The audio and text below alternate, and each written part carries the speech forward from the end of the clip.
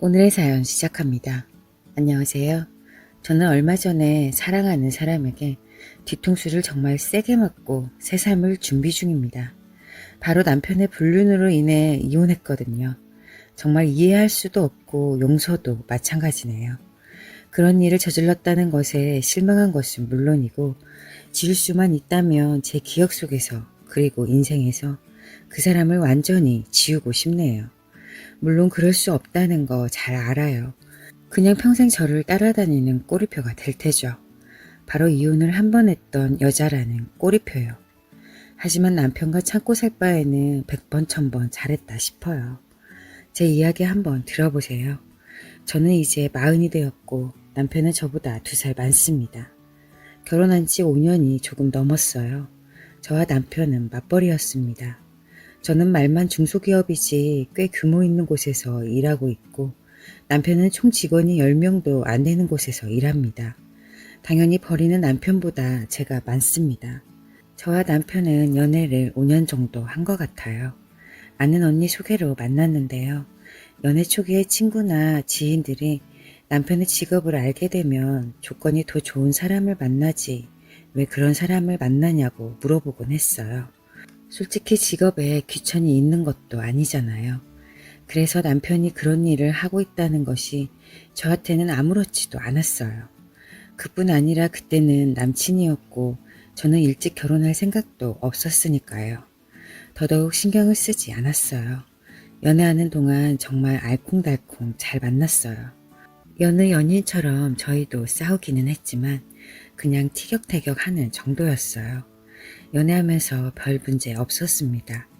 그리고 오래 만나도 질리지 않을 만큼 저희는 서로 성격이나 취미, 관심사 그런 게 잘 맞았어요. 그렇게 5년 정도 만나니 양가에서 자연스레 결혼 이야기가 나오더군요. 막상 결혼을 하려고 하니 솔직히 말하면 저도 사람인지라 조금 미친다는 생각을 했던 것은 사실입니다. 결혼에 대한 말이 나오니 하도 주위에서 남편과 저를 비교하며 왜 그런 결혼을 하려고 하냐고 하는 거예요.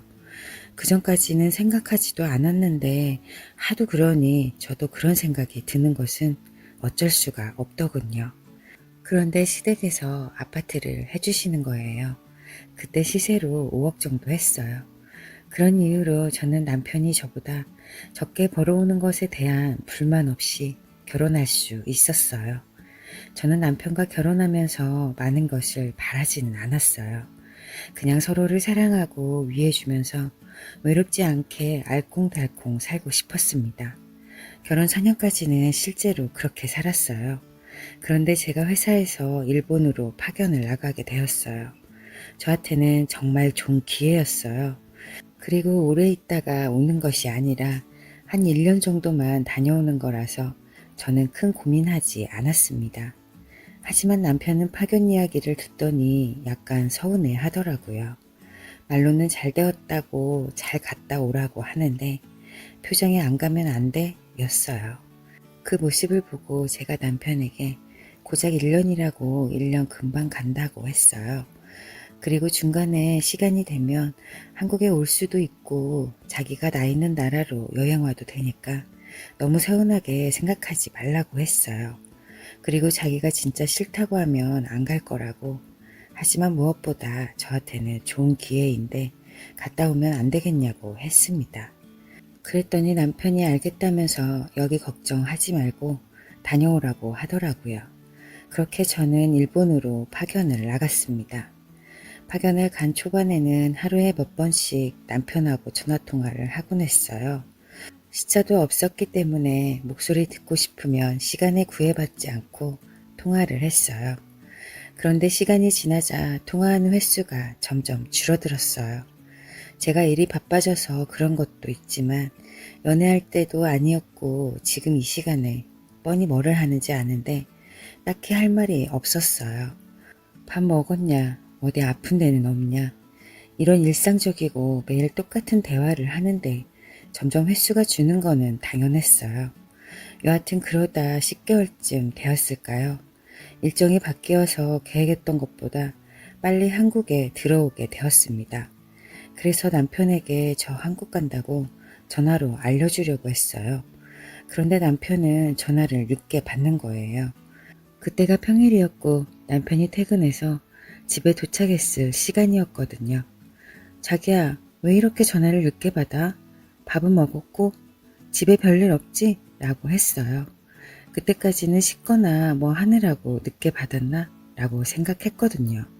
그런데 남편이 응, 응, 어, 뭐 좀 하느라고 늦게 받았어. 이러는 거예요. 그 말을 듣는데 갑자기 기분이 나빠지면서 남편이 뭔가 숨기고 있다는 느낌을 받았어요. 그런데 그때 여자 목소리가 들리는 거예요. 뭐라고 하는지는 잘 안 들렸지만 확실히 여자 목소리였어요. 순간 머릿속이 복잡해졌어요. 도대체 이게 무슨 상황인가 했죠. 누구야? 여자 목소리 들리는데 집에 누구 왔어? 라고 물으니 오기는 누가 오냐며 아무도 없다고 하는 거예요. TV 보고 있는데 그 소리라고 하더군요. 그러면서 대뜸 이상한 소리 하지 말고 왜 전화했냐고 빨리 말하라고 하는 겁니다. 그 말을 듣고 딱 직감이 오더군요. 남편이 거짓말을 하고 있다는 걸요. 제가 외국에 가 있는 몇 달 만에 남편에게 여자가 생겼고 그것도 모자라서 내 집에까지 불러들여서 놀아나고 있구나 싶었어요. 남편이 미쳐도 단단히 미쳤구나라는 생각이 들더라고요. 제가 거기서 못 참고 성질을 내면서 남편한테 따져봤자 아니라고 잡았다면 방법도 없고 저만 바보가 되잖아요. 그래서 욕이 목구멍까지 올라왔지만 참았습니다. 그리고 그래, 그렇구나. 그냥 잘 있나 안부 전화했어 라고 했고 남편은 가증스럽게도 이제 2달만 참으면 자기 이제 들어오겠네? 빨리 보고 싶다 이러더군요. 그렇게 남편과의 전화를 끊었어요. 제가 며칠 있으면 한국에 들어간다는 이야기는 하지 않았어요. 아무에게 말하지 않고 조용히 들어와서 남편이 바람을 피고 있는 현장을 덮치기로 했습니다. 며칠 뒤에 저는 입국을 했어요. 그리고 집은 물론이고 친정에 가지 않고 제일 친한 친구네 집으로 갔습니다. 친구는 일본에 있던 제가 갑자기 캐리어를 끌고 나타나니 깜짝 놀라더라고요. 제가 여차저차 상황을 설명하니 어떻게 그럴 수 있냐고 그런 사람은 절대 용서하지 말고 본때를 보여줘야 한다더군요. 저도 물론 그 생각으로 조용히 들어온 거였고요. 일단 확실한 증거를 잡아야 했어요. 그래서 저는 소형 카메라를 샀습니다. 그리고 남편이 회사에 있을 시간에 집으로 갔어요. 현관 비번을 바꿨으면 어쩌나 했지만 다행히 그대로더라고요. 그렇게 집에 들어갔는데 가관도 아니었어요. 너무 어이가 없어서 화가 나기보다는 헛웃음이 나오더라고요. 완전히 그 여자와 살림을 차렸더라고요. 우선 현관 신발장에 제 것이 아닌 다른 여자의 구두가 있더군요. 제 화장대 위에 그 여자의 화장품이 있었고 침대에는 여자 속옷과 스타킹이 있는 거예요.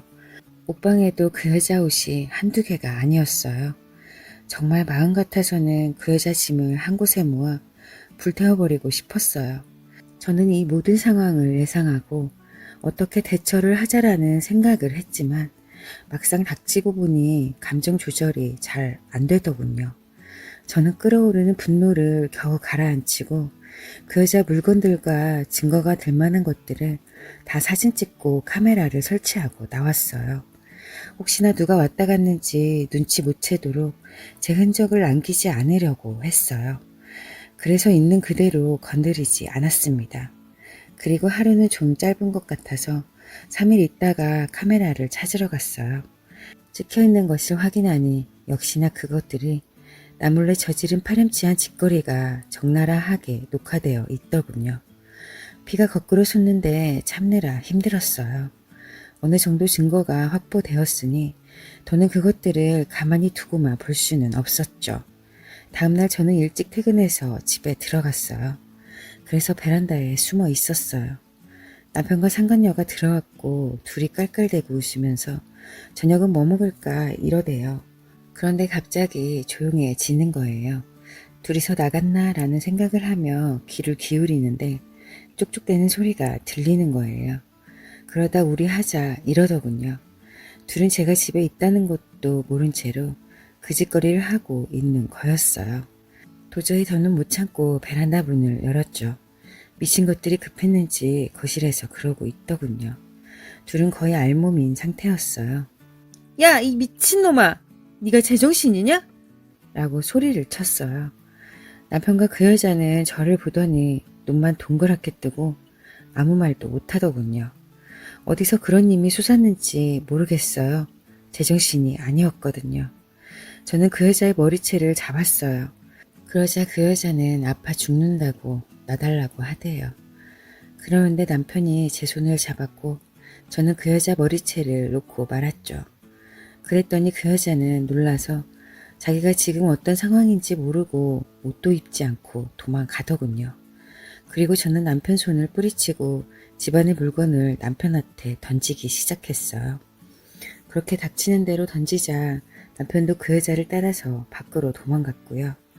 남편이 나가자마자 저는 현관에 이중걸쇠를 걸어버렸어요.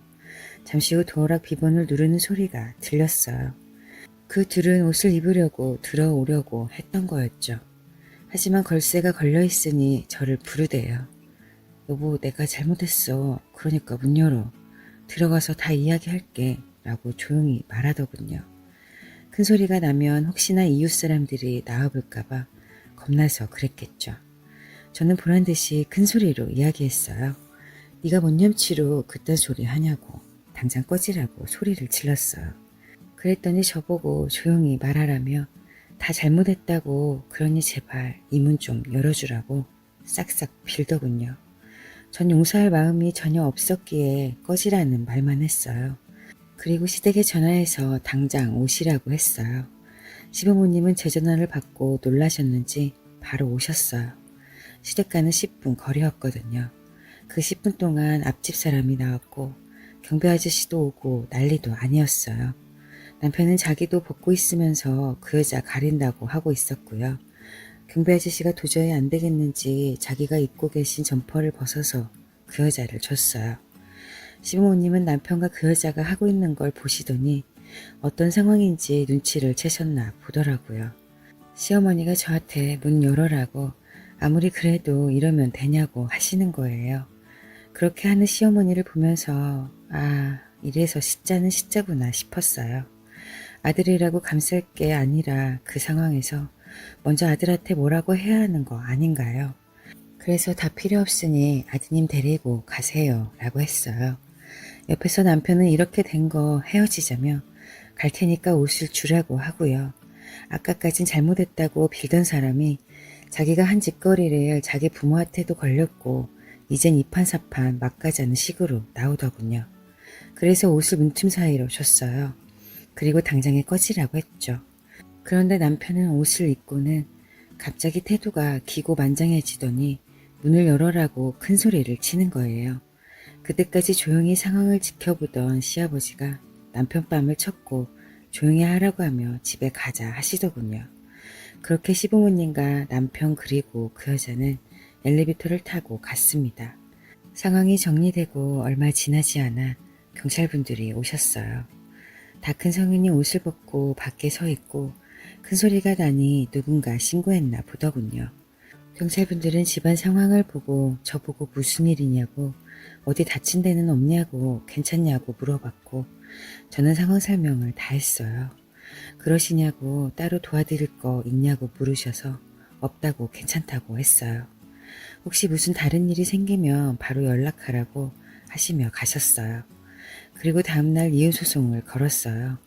이혼하면서 저는 남편 명의로 된 집의 절반을 재산 분할로 받았고 위자료도 받았어요. 아파트 시세가 많이 올라서 남편이 피눈물 좀 흘렸을 거예요. 저한테 아파트 절반을 줘야 한다고 하니 시부모님이 제발 한 번만 넘어가자고 저를 찾아와서 설득하더군요. 당연히 저는 안 된다고 못을 박았고요. 그리고 상간녀 소송도 잊지 않고 했습니다. 아무리 몸이 멀어지면 마음에서도 멀어진다고 해도 겨우 1년 떨어져 있는 거였고요. 그리고 사귀는 사이가 아니라 엄연한 부부 사이인데 그렇게 하는 건 도저히 용서가 안 되는 거잖아요. 생각해보면 제가 파견을 가지 않았더라도 남편이 언젠가는 바람을 피우지 않았을까 싶네요. 그런 생각을 하게 되니 더 늦지 않고 일찍 겪어서 다행이다 싶기도 하고요. 앞으로 아무 간섭 받지 않고 혼자서 인생 즐기면서 살려고요.